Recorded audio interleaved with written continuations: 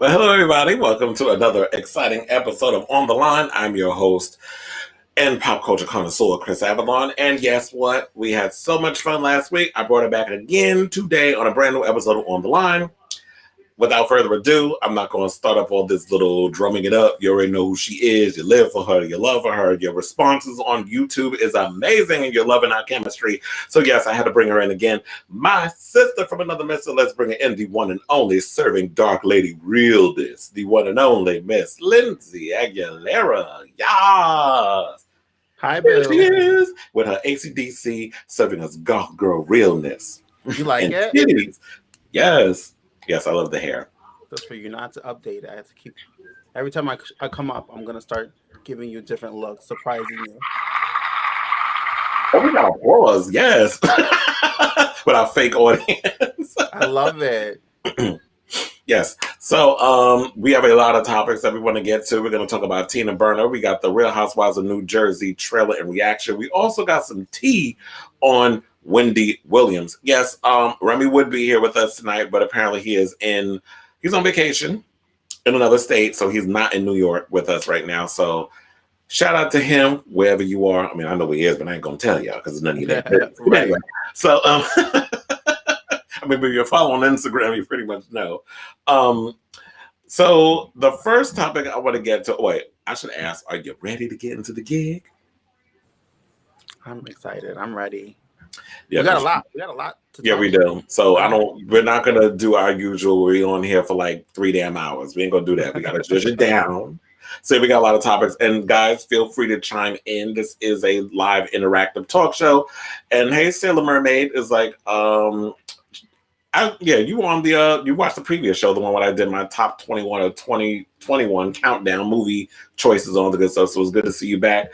Sailor Mermaid. So now the first topic that I want to get into is, well, Drag Race not premiered, but it was their third episode. In my opinion, I have to say this third episode was the best one I've seen so far. Like they had I'm gonna call them the boogers because they're the loser team. Remember when they had the boogers a couple of seasons ago? Yes, I remember. I don't know why I just wanted to call them that, but it was just funny. But overall, to me, I felt like this was a pretty good group of performers. I actually like them over the winning team. And Denali, by far, is my favorite. Denali's cute to look at, out of drag, but in drag, she was definitely serving it. You know, Miss Ice Skater girl, and the whole performance and everything that went on with that. We're not going to break it down too much with the whole Drag Race thing. It was a cute episode.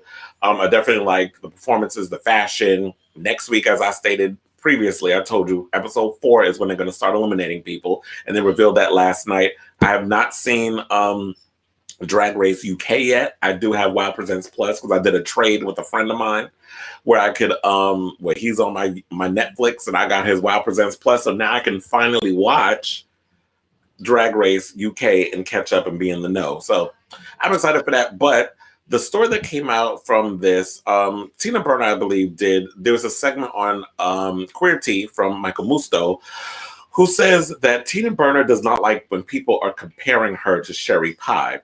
So current RuPaul's Drag Race Season 13 contestant and New York City icon Tina Burner is a good sport who actually enjoys being the butt of shady jokes if they're funny.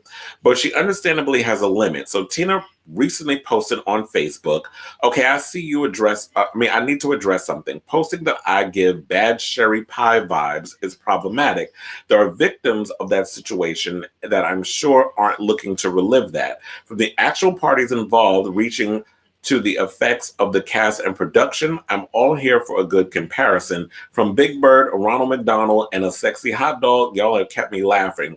The constant sexual harassment comparisons are just tasteless. If you do better, you ain't gotta get better. Much love and a lot of shade. Now, in my opinion, I agree with I agree with Tina that you should not be comparing her to Sherry Pie. Sherry Pie basically has a whole controversial thing on her from last season where she was going around pretending to be somebody she wasn't, sexually harassing people she was attracted to, getting them to send her nudes and videos and being manipulative and all that other stuff. So the comparison is there. I get where you're coming from because you're saying aesthetically she reminds you of Sherry Pie. I have seen that there is a meme, I don't know if you've seen it, where they have Sherry Pie plus Mimi on First equals Tina Burner. I did find that funny. However, I get the connotation of the shade behind comparing her to Sherry Pie. So what do you say about that? I mean, I agree. I mean, I don't even know why that's even news. I feel like whoever wrote this and put it up on the blogs, I think just wanted maybe to stir up some drama or wanted something to say. I mean, I feel like that's anybody. I wouldn't mind to be compared with somebody who is talented or is iconic or is funny, someone who I can feel relatable. But I feel I would never want to be compared with somebody who's looked at very negative, because then I don't want people to think of me in that way. Just like when I was telling you earlier, you know, I have a specific look and I don't mind being compared to another specific queen. I'm like, oh, I love it. But I feel like if it's someone like a Sherry Pie, I would be very offended. So yeah, I totally agree with Tina Burner. And I feel like, you know, people should chill a little bit with that kind of joke because of the message Sherry Pie was presenting last year. Exactly. So, Tina, you're definitely doing what you got to do, and you know, she's looking fierce here. I love her dragging her aesthetic. You know, we're all about the big hair and the bright color and all that stuff. You know, New York, I guess, even though New York is the fashion capital, drag queens don't really focus too much on fashion and aesthetics. That's not sure. That's not her. That's isn't it? Yeah, that's not oh my God, what is her name? She's from LA. That is always with Mario Diaz. I don't know why I can't remember her goddamn name. I met her a couple of times in LA. But yeah, that's not. Oh look, no, that's Sherry. Yeah, that's Sherry. But yeah, she does give creepy killer vibes. Yeah. You know, I don't think it should be cutting off your toes and wanting to keep it for safekeeping like Armie Hammer. But you know, crazy enough. And listen, be careful, because Miss Tina Burner is a real New Yorker. She came off really nice this time. I think the second time around, she won't be as nice, letting people know not to compare her to this queen. Yeah, well, you know, people like to hide behind their computers and start saying, you know, a bunch of bullshit. And because they think, like, you know, hiding behind the computers protects them. But then be the same ones that be wanting that autograph at DragCon. Quiet as it's kept. So now, moving right along, the Real Housewives of New Jersey released their trailer, and child, I've never thought I'd say this, but I'm actually excited for this new season. Now, me personally, I have not watched the Real Housewives of New Jersey in the past 2 seasons because I really feel like the women weren't really giving me what I needed in regards of what I expect from the Real Housewives. A lot of drama, you know, all that craziness, and a lot of hairspray. Like, we wasn't getting all that. And to me, it's like Melissa Gorga is doing this typical shit she always does, always defending her damn marriage. Dolores, you know, basically is always, you know, Teresa's freaking parrot. She just agrees with everything Teresa says. So I can't really get into what, you know, getting into her. Jennifer, I don't particularly care for her. She annoys me. She grew on me. Jennifer grew on me. I do like Margaret, though. Margaret, to me, reminds me a lot of Dorinda. Like, she's just very unfiltered. Her mouth is crazy. So that's who I'm excited about. But I believe we have the trailer. We're going to play that, and then we'll get our reaction if you guys haven't seen it yet. So without further ado, roll the clip.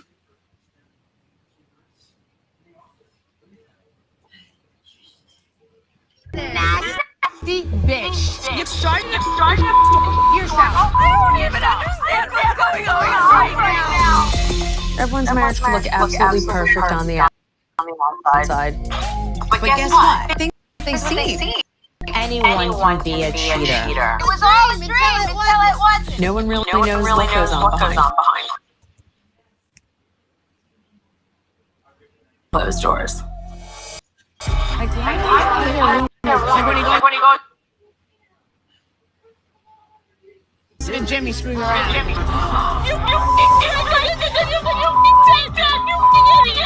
need you to quit. This was a lie. I'm telling you, your brother's going through something. You gotta wait for your husband? No. Holy Last night, the owner of the restaurant asked Melissa for her number. They've been texting all day. Be careful what you say, Shay. I'll never talk to you again. Who was on a date? I did. I want to get my peach cake. Look at this. There ain't nothing wrong with him, Teresa. When you love someone, you lick them upside down. I want to do it like this. What are you doing? What is that? Are you willing? Put her on birth control. You want to see a new titty. Just that something. Let's do something fun. I'm nervous about giving you saws. Two big asses and a little one in the middle. No. I don't know. The trailer was, I don't know if y'all seen it, but definitely check it out. It's on YouTube and all this stuff. But the trailer looked a little crazy. I'm like, who was that kissing?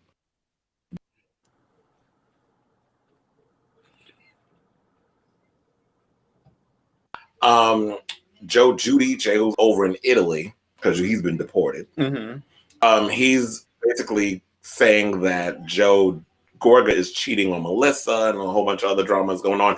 So based on the trailer that we've seen, because I did watch it before we came on here, like Wendy Williams gave us a little bit of the trailer, but I watched the whole thing. What do you think about this upcoming season, especially with Teresa got a man? No, I love it. Men. I love, but I think, if I'm not mistaken, I think we're not going to see much of her man till the very end, because he didn't show up till when the news was casted on live that she was talking to someone. He didn't come to like the very end of the season, which means next season coming up, he'll probably show up from the beginning. But I'm excited. The drama looks so good. It looks like there's so much revolving around every housewife.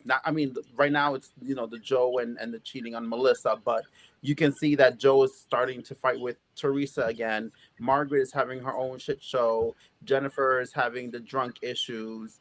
It looks like it's going to be really good. Everyone has a lot putting onto the table, and I'm so happy because I feel like the last time this franchise was so good was when they had the twins. You remember the twins? Wait, what twins?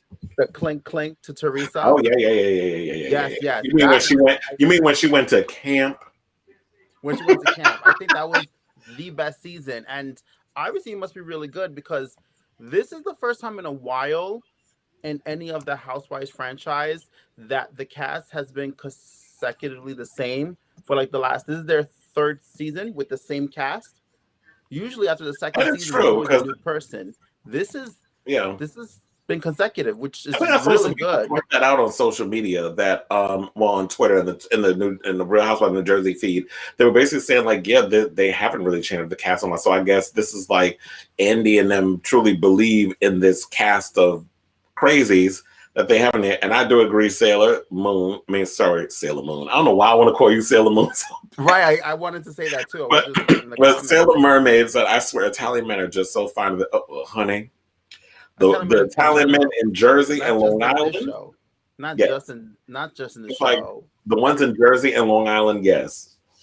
We see a lot of these Italian and Staten Island, yes, and Philly, Chicago. These East Coast Italian boys, the ones that look like Paulie D. Oh my God! Don't get me started. See, now we're gonna go somewhere else. We'll save that for a different topic. Oh, but overall, I'm excited for this new season. It does look pretty juicy. I believe it comes out in February. But I do agree. Like this has been. I do feel like this has been the strongest, like so far, based on the trailer. This is the strongest season. And the funny thing is, I was about to give up my Bravo, but based on the conversations that we've had within the past couple of weeks about all the drama surrounding, I saw that. That's why I was laughing. Oh, sorry. Yeah, we don't acknowledge no in the New York quarters is kept. But anyway, I am looking forward to the seasons. Like I was about to get rid of my Bravo because the stuff we've been talking about the past couple of weeks with Andy and Bravo and the stuff with Monique and Potomac and Atlanta season is boring as hell. I have not watched any of this season yet since episode 2. I still have. I'm behind now because it's just like it's not must-see TV for me. But now with Jersey, and then I'm looking forward to Beverly Hills, where word on the street is Erica Jane husband's claiming that he's got short-term memory, dementia, some sort of shit. Now all of a sudden, he's 80-something years old and can't remember nothing. Yep. Okay. You're still going to jail. Exactly. He gonna remember that. So I'm definitely looking forward to this season of Beverly Hills. Well, I am looking forward to that season, but the season of Jersey when it comes out, it's supposed to be coming out in February. Oh, sidebar. I don't know if you saw this. I need to send you this. Yes, I need to send you this. This post. Oh look, there's Erica Jane. Did you see that people are going in on Sky Jackson on social media because apparently Beyonce's nephew is out here finger popping an 18-year-old on camera?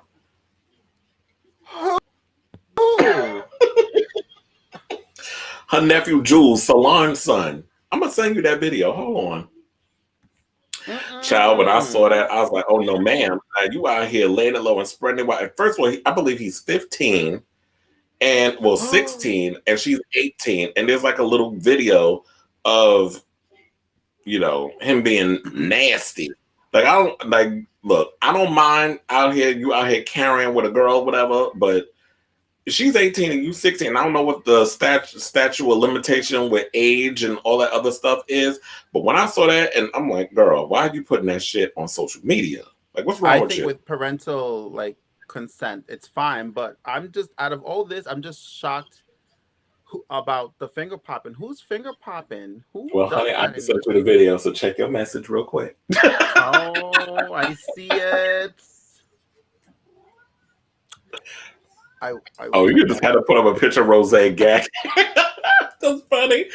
Rose and RuPaul clutching their pearls. Especially in the 16-year-old now, we can't be finger popping nobody unless you're sanitizing your hands. That's crazy. Yeah, I gagged when I saw. I'm like, well, why would you put that? Like, to me, if you're doing that, then that's fine, unless your mama knows. But she better watch it, or she's gonna end up on. He's gonna be ending up on a season of Teen Mom.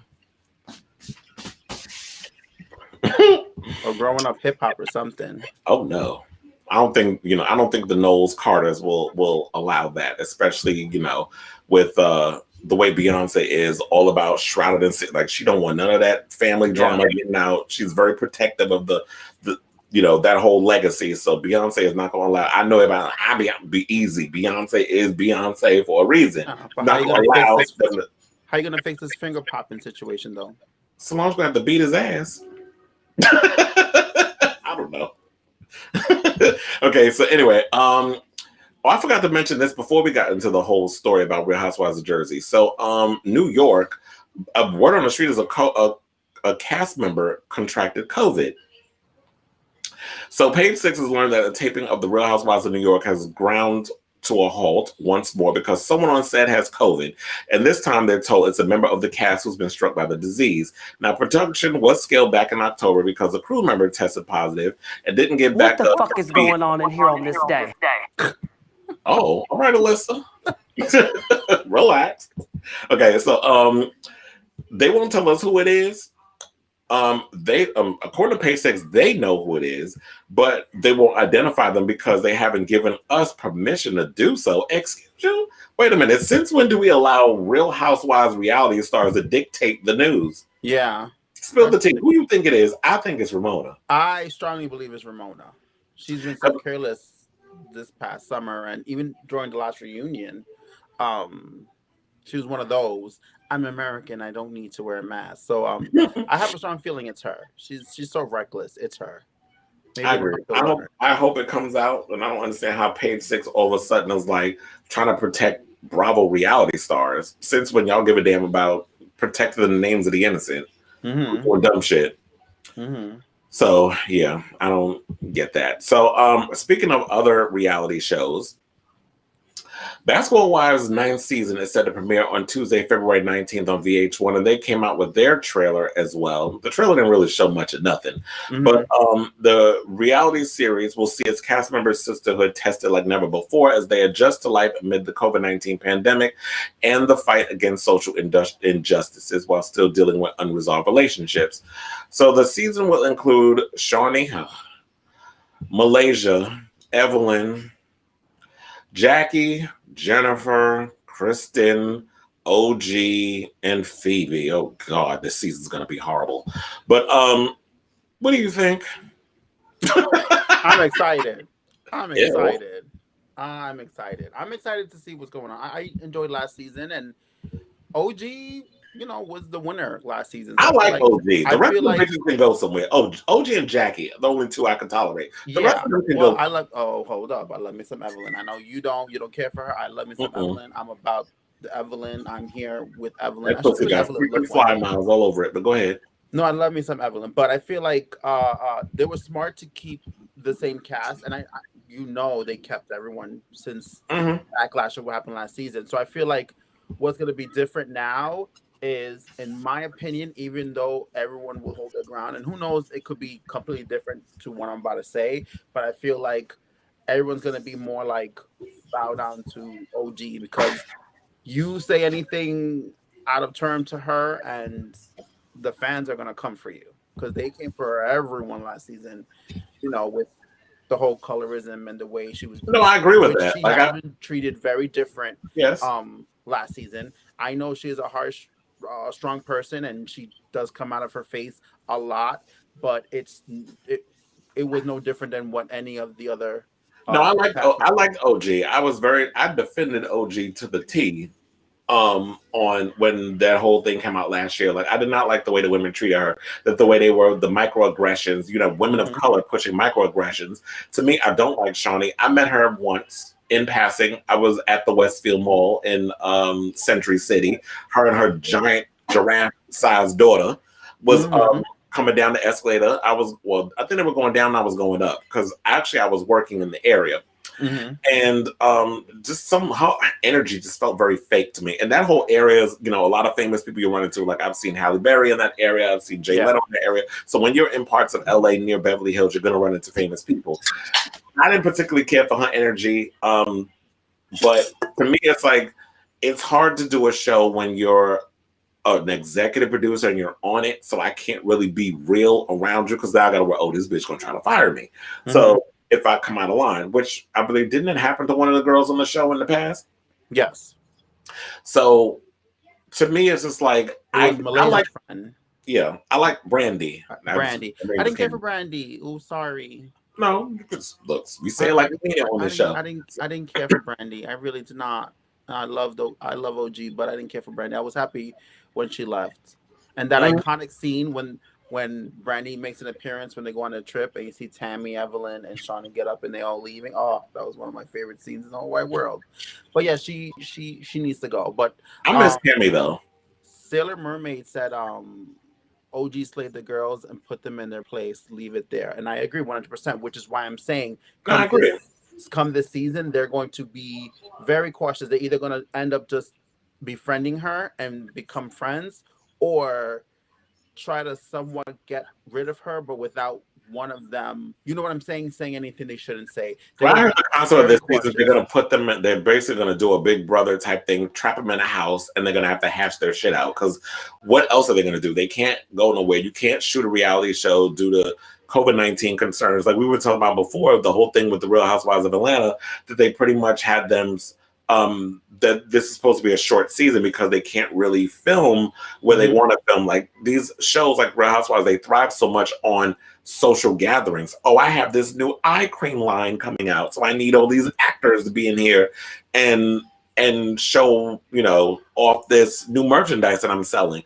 So every season is something different. They need to have like these large gatherings. You can't do it because of COVID. So trapping them in a house where they got to hash out their drama, I think kind of works. So I don't know. They all feel it just feels a little fake. But from what I heard is Shawnee relocates to Houston to be closer to her children. Lozada's getting ready to move into a new home, and Malaysia is ready to teach her own children about police brutality and how to deal with officers of the law. Discussions of systemic racism and Black Lives Matter will be part of the season in other ways, as well as including through Scott's involvement with the movement. Romantic relationships will be front and center, where they said Williams, Torres, and Morales all have exes that will loom large despite trying to focus on their futures, including a new relationship for, who's Torres? Oh, Phoebe. I'm trying to, they're giving full names and stuff. And then we got Liza Morales on the show and Nia and Noria Dorsey. Are those twin chicks that I heard were supposed to be on? I don't know who they are, but I heard of Liza Morales is Lamar Odom's baby's mother. So she's supposed to be on this show. Oh. What she got to offer? No, I'm kidding. I don't know. So I love me some Tammy and OG. They're awesome and will be a force to be reckoned with, but I'm happy Tammy isn't there anymore and found. But yeah, Tammy she's someone who doesn't need the show anymore. She knew when to exit. Yeah. Nene is another story. Nene, I wish she would have learned when to leave. Yeah, I agree. Speaking of which, you definitely need to check out Under Construction, Tamar Braxton's podcast, because she recently did an interview with Nene and they talked about that. So I'm going to send you that link so that way you can listen. I listened to it last night because she was talking about there's certain things that she regrets from doing The Real Housewives. She said one was reprimanding Brent in front of the camera crew when he was going through with the stuff he was going through. She's been saying that for a couple of years, though. Yeah, so pretty much she was repeating herself. And then divorcing Greg on TV and she said not leaving the Real Housewives franchise much sooner. Like she stayed at the party a little too long. And I think we talked about this before. Like you have to know when to leave the party and don't want to linger around the whole night.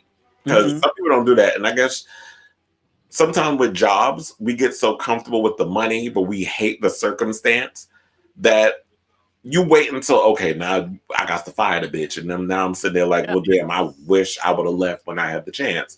So that way it makes you look good. Now you got this reputation of, nobody wants to work with you. Yeah, 100%. I agree with it. I think, she was being a little too arrogant, but sometimes you need to read the room. That's why you have to you can be who you are and be as authentic as you can be, but you also have to remember the way you are and the way you're being authentic and what you say can offend somebody the wrong way, and you have to deal with the consequence. And she was not reading the room. I think she should have left a long time ago. Or I know she at one point left for a season, came back, left for 2 seasons, came back. I think she should have just left for maybe a couple of years and come back. Maybe had she left, for example, had she not returned at all and maybe came back last season, it would have been fine. You know what I mean? Like it would have been different. Yeah. People would have accepted her behavior and her attitude much more better. At this point, everyone, especially the fans, were tired. And don't get me wrong, I love me some Nene and I love what she brings to the show, just like Tammy. Tammy doesn't need the show, but I feel like the show needs Tammy because Tammy brings a lot. Like her reads, her attitude, she's always trying to fight somebody. I love her little solo parts when she's like disrespecting somebody else. I think it's the most funniest thing I see, which is what makes me intrigued to watch the show. Now the only person left to do that is Jackie, because she's another hilarious person. But yeah, she definitely should have read the room and left. But she was feeling a little bit of herself. Talking about housewives leaving, coming back real quick. You know which housewife I would love see come back? And or which franchise? Jersey. You already know what I'm gonna say. Wait, let me guess. I miss the twins, but it's not even them. Not even them. Even though they should come back. I feel like they should do another season. Are you gonna say Caroline? Yes. Can I tell you, if Remy was here, he would point at me and be like, yep, I've been saying this for years. I love Caroline Manzo. Caroline Manzo needs to come back. Can we partition that? Like anybody who watches this clip moving forward, please agree with me and let's do something. Let's try to get Carolyn back. I know she said she doesn't want it, she doesn't need it, and I get it. Yeah. But it doesn't hurt. Give me one season, make me happy. Just do a Dina. To give us one season and disappear. Give me a season. Just give me one season. Just give me one season. I'll be happy. I need one season. And I feel like she is. I think the problem is that Teresa's ego won't allow it. Because Teresa feels, because this show has given Teresa the platform that she has. Yes. Going to camp, as they said, for the federal crimes that she and her husband committed, and she tried to act like she had no idea. So we might see, speaking of housewives, can you imagine if Erica Jane and her husband, who all of a sudden got memory loss,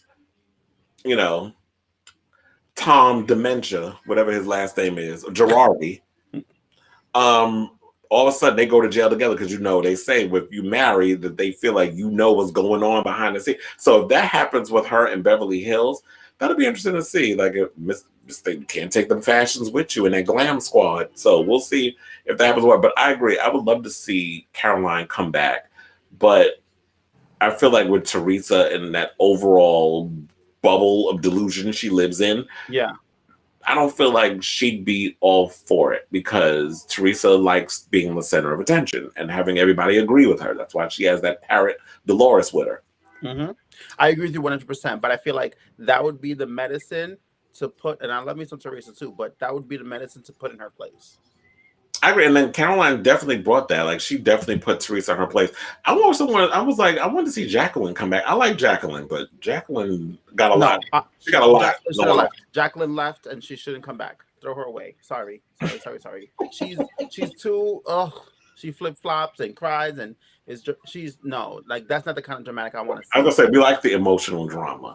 Sailor Mermaid brought up something that was really good. Bring Drita to the house. Oh Lord, no, child, they're gonna have to have security up in there if they bring Drita. I love me some Drita. We have had conversations about Drita on this show. I love Mob Wives. That was my show. I want them to bring that show back so bad. I miss Big Ange. She was like the heart of that show. But if they bring Drita on that show, we're gonna have to pray for them cast members because I would live. Yeah, Drita's gonna be beating some bitches to a pulp. Yep. She would have to learn how to restrain herself. But she's going through a lot with Lee going back to jail and all that mess. So yeah, that's a whole nother story. So let's talk about oh my God, Sex and the City. How did I forget what we were talking? Sex and the City is coming back, as y'all heard. I was saving this topic for this specific show. I was going to talk about it on the podcast, but I was like, I'll blow my wad a little too much and I'll be tired. So I was like, let's just bring it here so we can get my opinion as well as your opinion. So as y'all know, it's coming back, and they're saying that, well, everybody's all upset because Kim Cattrall's not coming back. So pretty much the show is going to be called "And the City" because, quiet as it's kept, Kim Cattrall's Samantha Jones brought the sex. So Parker, the show star and EP, was spotted in New York on Wednesday and said Cattrall's departure doesn't mean a different actor will join the 3 remaining leads. So she says, we're not looking to create a 4th character. She says, we have New York City as a great character. There will be lots of interesting new characters that we're excited about. So original stars Parker, Kristen Davis, and Cynthia Nixon have all signed on for the upcoming HBO Max series, without Cattrall, who has expressed her distaste over the last several years for Parker and any future SATC project. So yes, we all know Kim Cattrall does not like Sarah SJP. The women are going to be paid $1 million per episode. It's 10 episodes, which means they're each getting $10 million in total. While I pretty much expressed my disdain over the fact that all 4 of them is not going to be there, because in my opinion, not having Kim Cattrall as part of the Sex and the City cast is like reviving the Golden Girls and B. Arthur not being a part of it, or any of the women. Estelle Getty, especially because she was like the breakout of that show. So to not have her there, I will miss her. And there's more to the story I wanted to say as well. Candace Bushnell, who created the Sex and the City book that the series is based on, she says that the reboot will work just fine without Kim Cattrall, in spite of the widespread doubts of its fans. So she's saying that we could do fine without without it. And it's a typical social media reaction came from a Twitter user going by Rebecca Hurd, who wrote, Sex and the City doing a new series without Samantha is like Destiny's Child making a comeback without Beyonce. So what do you say? Because I know you're a big Sex and the City fan. Cute. I mean, personally, I'm going to watch it regardless because I'm nosy. So I want to see how they make this work. Maybe they'll have her die of cancer and they all come back together just to go to Samantha's funeral, and then we get to see how these women are going, what they're going through with the series. So what do you think of this upcoming SATC? Well, first off, you know what it is? It's one of those typical things where everyone likes an original. You get presented something, whether it's a show or a movie or a song, you know what I mean? And you love the original. And once someone remakes it or does a cover, not many people like it and they compare with the original. The thing about this is the original cast and it's a continuation of the story. I'm very devastated that Kim Cattrall is not on it. I really wish she would do it. Listen. I respect. She's been very vocal.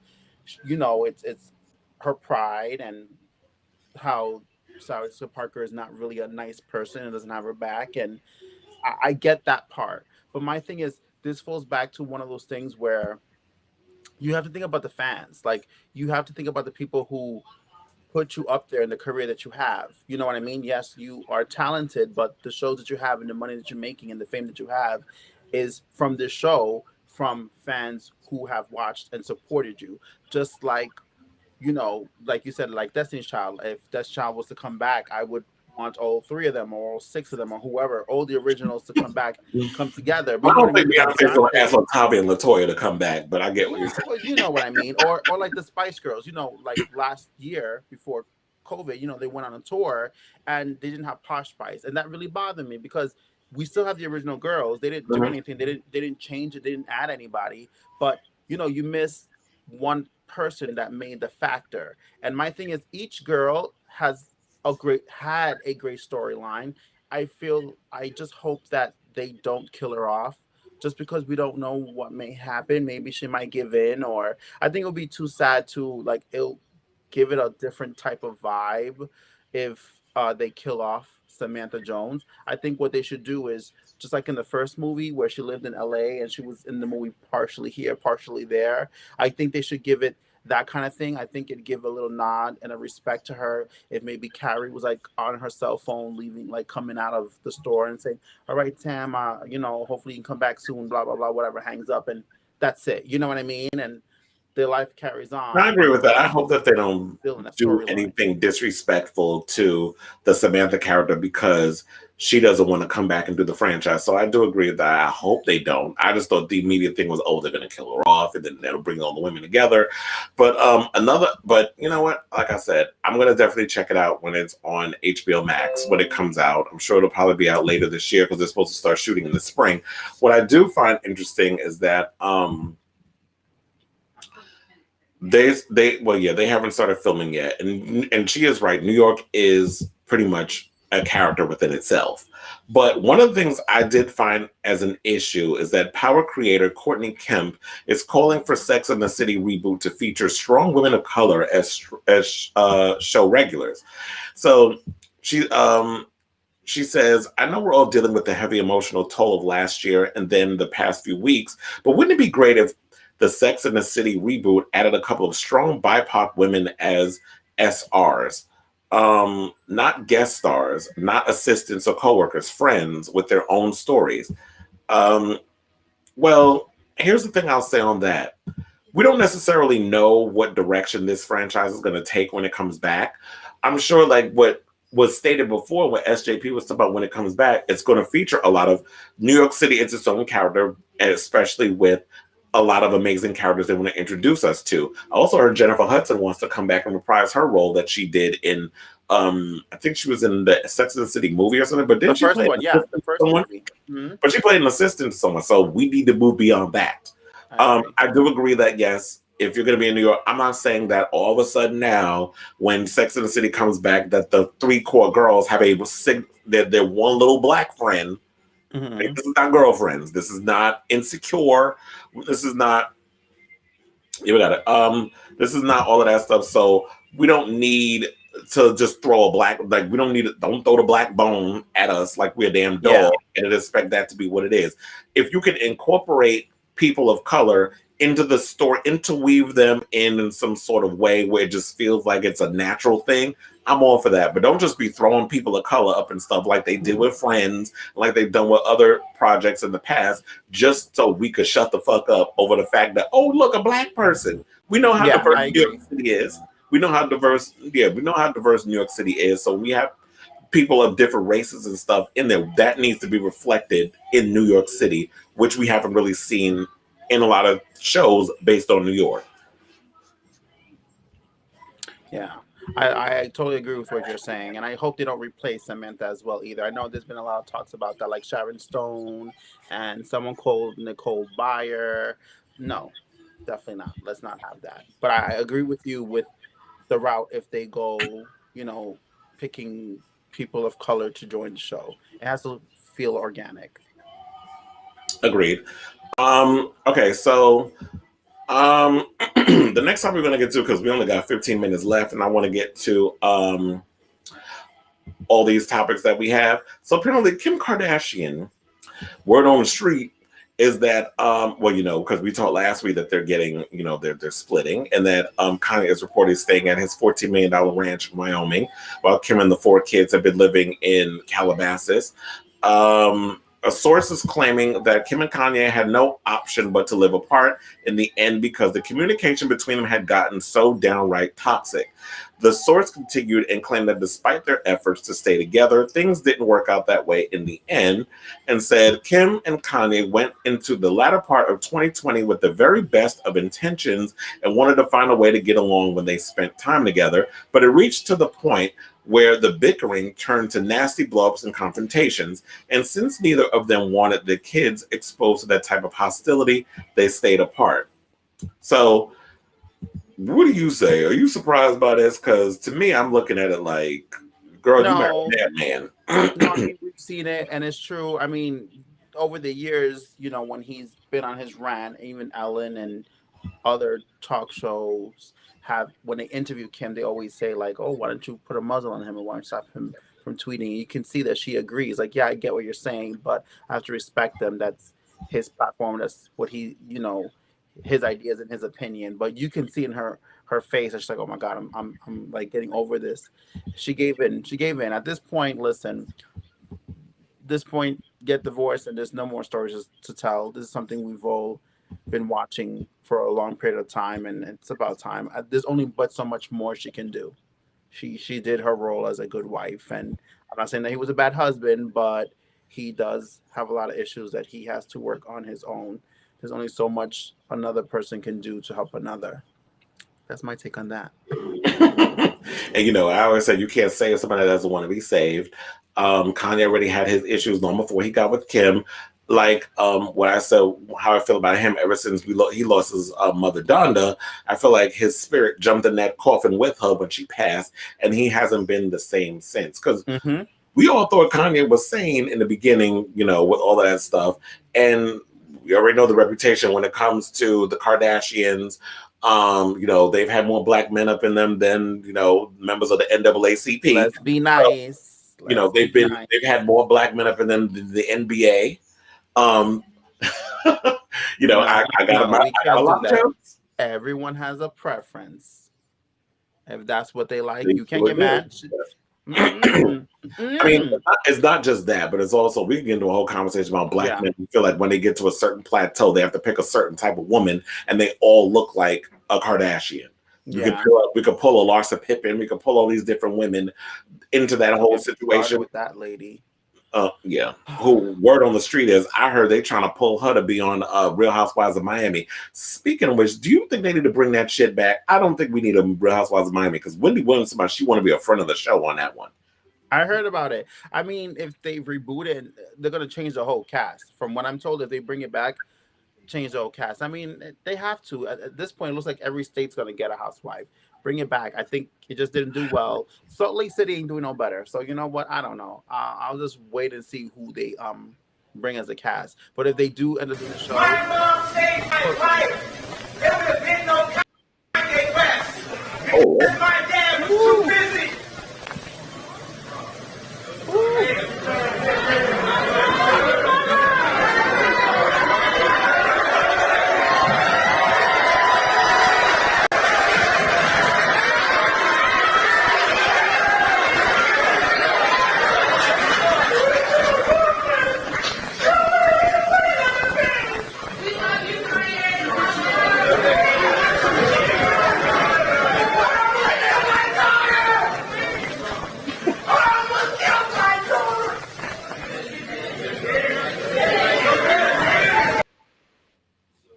See, to me, that is not the time and the place for that. Like, to me, you should have did, like, if you having issues where you talking about, oh, she tried to kill Northwest, making those type of accusations, that's where you need to see a therapist. Like, take that shit to the therapist and work that out in you know, couples court. or couples therapy. That's what I meant to say. This is not something you need to be bringing up in front of an audience for attention. This is someone who I feel like he's a sociopath. He gets off on the applause of the audience. He's an egomaniacal, crazy person. He's very much, that's why he likes Trump, for that exact reason. And I feel for the both of them. I hope he gets the help that he needs. And I feel like with this behavior and stuff that he's put himself in the media, he's given Kim a lot of... He's given, in my opinion, he's given Kim a lot of ammunition to give her full custody of those kids, or as Mariah likes to say, them babies. I agree. So, okay, now this is the big story we need to talk about. So Wendy Williams is spilling tea on her ex-husband Kevin Hunter's philandering ways. Yeah, he was getting entangled with a lot of people. So word on the street is Wendy said he was getting entangled with other women throughout their entire 25-year relationship. She says that, and this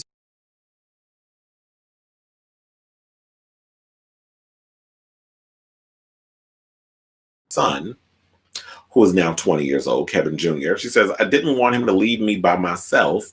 Williams admitted she knew then it was not till death do us part. Now, Kevin was a real cheater. Kevin had different mistresses. The last one was the one he had the longest term relationship with. That's the Sharina Hudson chick who had the baby.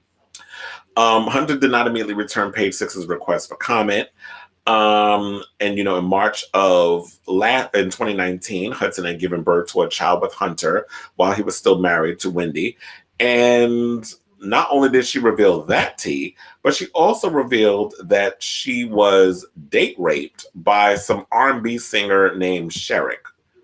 So now Sherrick's widow, Linda Connor Smith, is breaking her silence by saying that this is what she told Page Six. She says that the man should rest in peace, and the man she loves is not here to defend himself. She says Sherrick was a beautiful man, a genius with a voice like an angel. We have 3 amazing children. This is quite painful to not only us, but his nieces and siblings. She also went on to say, well, Wendy said that she was smitten by him, that she was mesmerized by him, that he turned the interview on her, and she was, you know, she went gaga over this man. And Sherrick's wife went to say, the man that others knew as Sherrick passed away 21 years ago. He was loved and adored by his family, and we miss him every day. As I will never minimize or dismiss the hard actions of sexual assault, I am saddened by Miss Williams that she feels the need to publicly make these allegations, but the man she is accusing is no longer on this earth to defend himself. Our family does not know Miss Williams and are not aware of any relationships or encounter they may have had. And she also went on to say, why would Wendy not call the police if this were true? Why did she go out with him? We have questions too. So now this, and she also said that this happened, she waited 25 to 30 years. I'm like, because I'm telling my story, so that's why. Yeah, she has a movie coming out. She has a film coming out. So these questions obviously is going to come up because it's in the movie. And you know what? Shame on her. Listen, I'm a big believer that if something happens to you, you should report it. Like you coming in here a long period of time and not saying nothing, you know, it makes me go, But Wendy Williams is not building a case, not going to court, like trying to get him or his family in trouble. Wendy Williams is talking about her life experience, and she's saying, hey, this happened to me. What I don't like is that, you know, out of due respect, I get you love the man and he was good in your eyes, but you were not there when that happened, and you were not part of that relationship. And the part where she was like, neither myself or my family knows of them ever being together. Well, yeah, I mean, the last time I checked, I don't know any of my ex's exes, and they don't know any of my exes. So what are you saying? That's the only thing. Like, don't discredit and don't take it away because in your eyes, your man was a good man. I'm not taking that away. I'm sure it is, and no one wants to hear something like that giving him a bad name. But if Wendy Williams saying, hey, this happened, then hey, this may have happened. Wendy Williams not going to come out of her for no reason. You know what I'm saying? I agree with that. Because I was saying before, it's like, okay, just because your relationship with this guy was one thing does not mean that he was different with her. So you cannot go and project your situation and what you've experienced with him on someone else and discredit. It's just, I'm not trying to discredit, but you are. discrediting what he's saying. Like, you're literally trying to say, well, why now? And I have questions and this, that, and the other. Well, why don't you hit up Wendy and try to do a one-on-one interview? Get her on her couch, whatever, and see how that all is. Because yeah, I mean, I feel like, Wendy has a right to tell her story. This is what she's doing. First of all, she didn't even mention the name of the person who raped her. From the interview, the media was the one who were going around digging up the name and saying who it was. So for Sharon to get mad at Wendy, Sharon's widow needs to get upset with the person that put the tea out there. And like I said, Wendy has the right to tell her story. She's about to tell her story, and I'm sure Kelvin's going to be pissed when he sees this documentary, because I heard 80% of this movie, I don't know if it's the movie or the documentary, she goes in on that relationship. Yep. And she says she doesn't regret being in a marriage with him, but of course, why would you regret? Anything you do in life, you should never regret it. It should be a learning lesson, and you grow from it and don't do the same shit again. So, like I said, I'm looking forward to seeing this, but honey, I need to see your reaction, because I found out this tea like an hour before we went live. Wait, it says spouses, friends, and loved ones need to stop defending the people who did unlawful things because you were treated differently. There's more to one side of absolutely. I'm sick and tired of people thinking one side of a person is who they truly are. We all have different sides of ourselves that we don't show to everyone under one fell swoop. But yeah, I'm trying to get a split screen going because I need to see Lindsay's reaction. So Wendy Williams' brother is spilling tea about his sister. And Wendy, child, this is some juice, because word on the street was Wendy did not show up to her mama's funeral.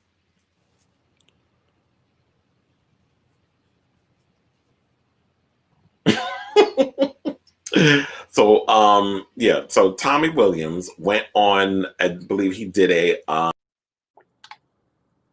so he goes and he spills a lot of stuff that's going on with him and this, that, and the third, and basically said that Wendy was at the wake. Wendy's ex-husband, Kelvin, was at the wake. But as far as the funeral goes, she says, I have to go back to New York. I can't be here for the funeral and this, that, and the other. Come to find out when he spoke to his sister, because she wanted to know why you put up these YouTube videos and this, that, and the other. So wait, you're the only one that gets to have a platform to tell people business, but I can't put my shit out there. And for me personally, I feel like everyone grieves in their own way.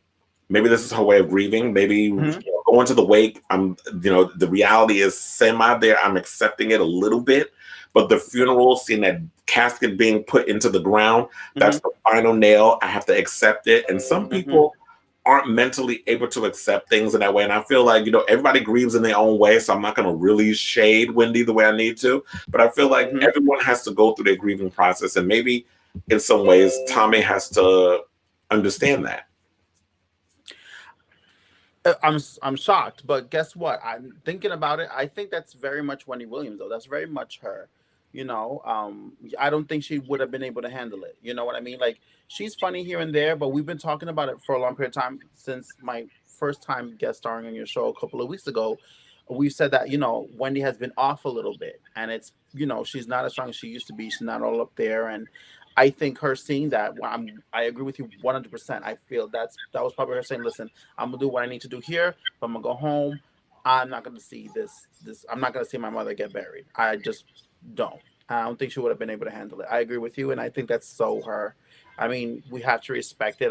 She always pays tribute to her mother. She's always talking. Every other episode, she's been mentioning her. So you have to respect it. And who knows? Maybe her brother's not really making a big deal of it. Maybe it's the media, trying to stir up drama with the family. And you said that Kevin was there, her ex? Yeah, he was at the wake. Well, that's probably another reason why she didn't want to be there either, to see him.